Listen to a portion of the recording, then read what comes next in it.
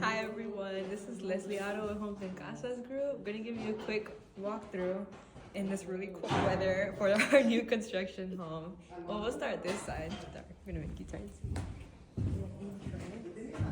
On this side, it's gonna be the first construction home that we have with the garage included. So on this side, over here would be a bedroom.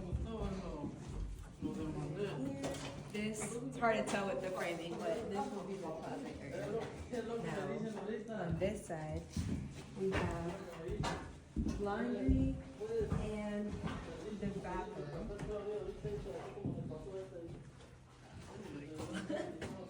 Bathroom, and then we'll go on this side to another bedroom with closet here, good space. And walking out here, we have open concept kitchen area, living room, have a small closet here, and the main bedroom. Main bedroom with the walk-in closet, and then this would be another restroom for the primary bedroom. And again, the acreage.